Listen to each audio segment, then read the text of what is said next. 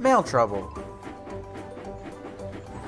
Percy the small engine has been pulling the mail train for many years.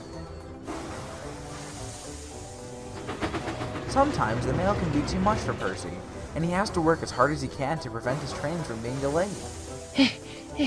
We did it! Well done, Percy. I know it was a lot of work, but in the end, you managed to get your trains on time. Thanks. It's just, sometimes I wish another engine could lend a buffer with the deliveries.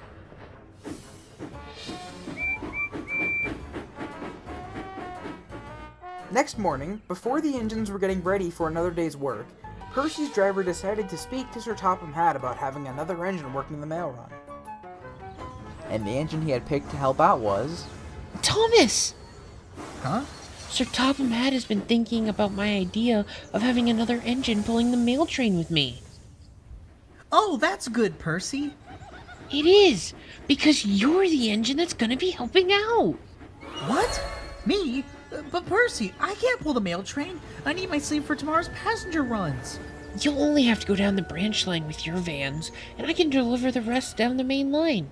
That way, you won't have to puff around the whole island all night. But why can't you do it on your own? You love pulling the mail trains by yourself. Thomas, there are more vans needed nowadays, and it's getting a little too much to handle. Besides, you've helped me out with the trains before, many years ago, remember? Okay, Percy. I'll help out. Although Thomas did promise Percy to help out with the mail, he still wished Percy could pull the trains by himself. That night at the sheds, Thomas woke up feeling cold and tired. He soon coupled up to his vans and met Percy up at Knapford. So you know the plan, right, Thomas? Yes, Percy. Pull my train on the branch line. And you must stop at all of the stations. But don't forget, I'll be passing by Elsbridge, and you have to stop to let me go by. Thomas?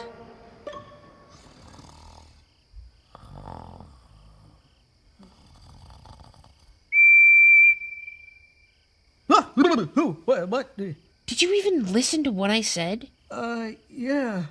Yeah, of course. I hope so.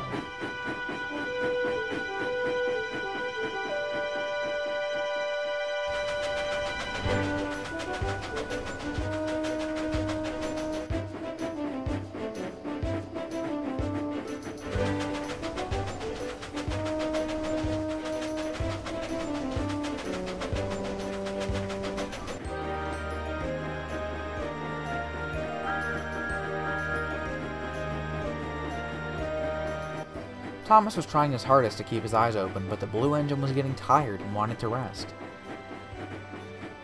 You're doing well, boy. Only a few more stops and then we're done. Hopefully. As Thomas was puffing along, he couldn't keep his eyes open anymore, and soon started to doze off. This wasn't a problem though, his driver could handle the controls while he was resting.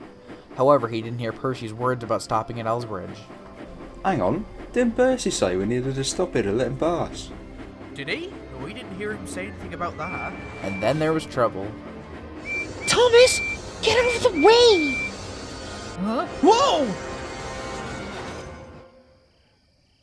Thomas woke with a start. He had crashed right into the side of Percy's mail vans. Oh dear. I'm so sorry, Percy. I was... Sleeping again. Yes. I guess that means you didn't hear my warning about stopping at Elsbridge either, didn't you? See, I told you. He mentioned about stop. Shh, don't make it worse. Hours passed as Thomas's vans and Percy were back on the rails. Thomas had told Sir Topham Hatt about the situation. He was cross with Thomas, but didn't have time to bother with him. In the end, Thomas had taken the rest of the train around the branch line. He arrived back in Knapford feeling tired and puffed out. Hello, Thomas. I can take those vans for you. Thank you, Philip.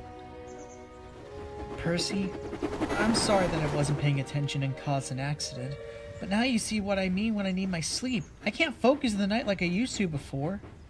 It's alright, Thomas. I still do need help with the mail, but Sir Topham Hatt had a different idea. And that idea is...